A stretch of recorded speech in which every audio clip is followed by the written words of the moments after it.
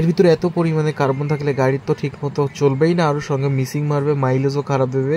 এত পরিমাণে নোংরা, মানে গাড়ি কেনা থেকে 5 বছর বয়স, তাই তো 5 বছরের মধ্যে একবারও থ্রটল বডি পরিষ্কার করা হয়নি। তো গাইস, আজকে আমাদের কাছে আছে সুয়া স্প্লেন্ডার BS6 মডেল।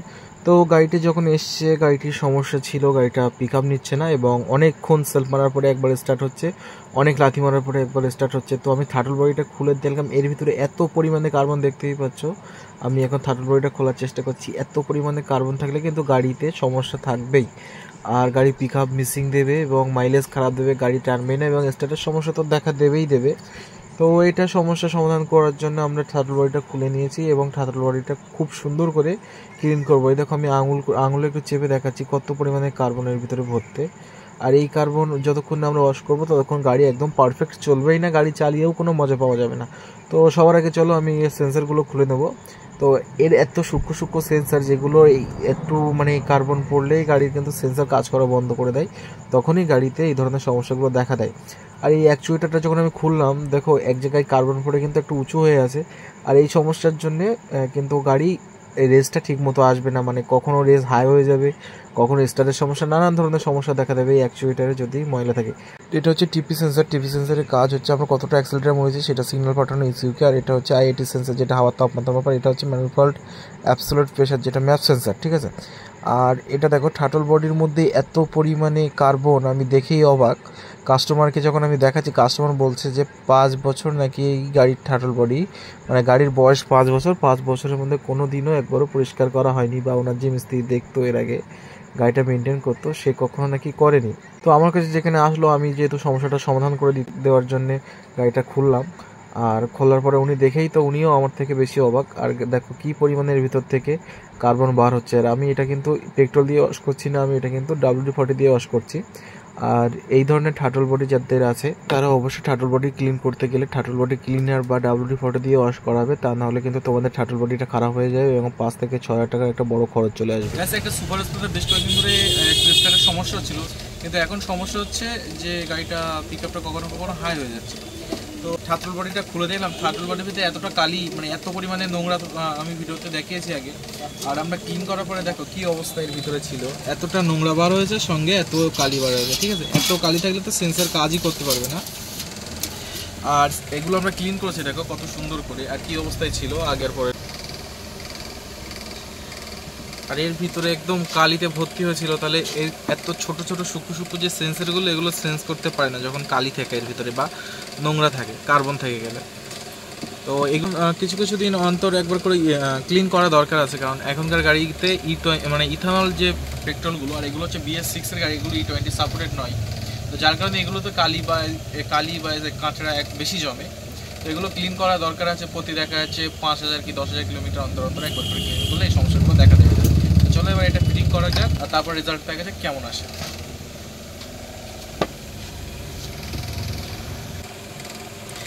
এটা কিন্তু 3টে সেন্সার আছে, একটা ছোট ইউনিটে, এটাতে কিন্তু তিনটে সেন্সার আছে। এটা হচ্ছে TPS সেন্সার, এটা হচ্ছে ম্যাপ সেন্সার, এটা হচ্ছে IAT সেন্সার, যেটা হচ্ছে হাওয়ার তাপমাত্রা পরিমাপ করে।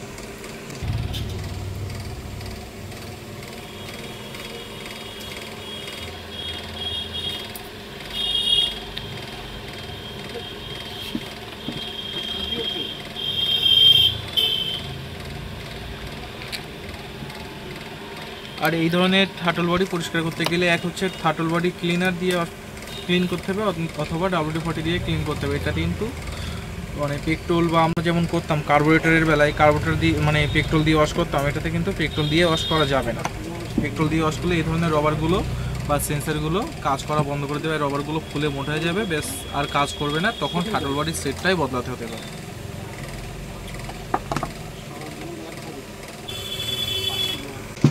এটা লাগানোর আগে কিন্তু রবারটা অবশ্যই দিতে হবে, তা নাহলে কিন্তু কাজ করবে না।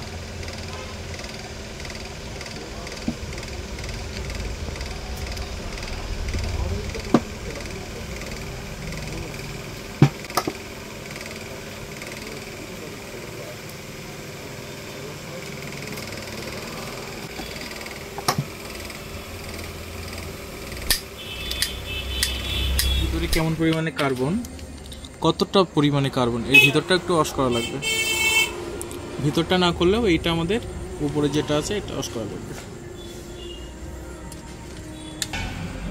এটার ভিতরে দেখো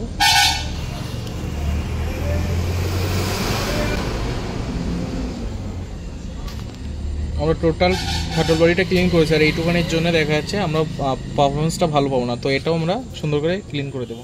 দেখো এর ভিতরটা আগে আরও বেশি নোংরা ছিল, এটা অনেকটা ক্লিন করে ফেলেছি। আমরা থার্টল বডিটা মোটামুটি লাগিয়ে ফেলেছি।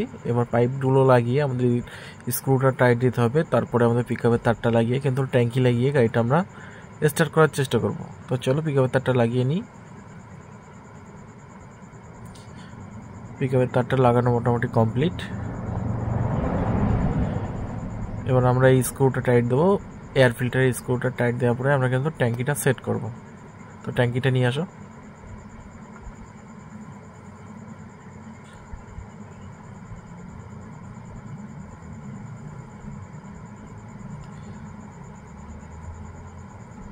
তো চলো ট্যাঙ্কিটা লাগানোর আগে আমাদের পাইপটাতে লাগাতে হবে।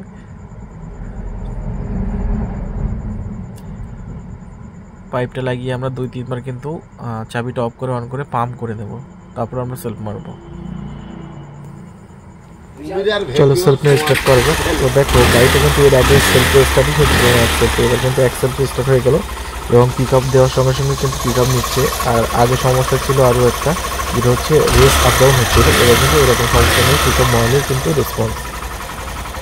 গাড়িটা যখন প্রথম এসেছিল গাড়ি ইস্যুতে অনেকগুলো ফল্ট করছিল, তো আমরা আমাদের ওভিডি দিয়ে ফল্ট কোডটা ক্লিয়ার করে দিই। দেওয়ার পরে গাড়িটা স্টার্ট হচ্ছিল। ফের আবার সমস্যা কি হচ্ছিল, কখনো কখনো পিক আপ মানে রেসটা হাই হয়ে যাচ্ছিল।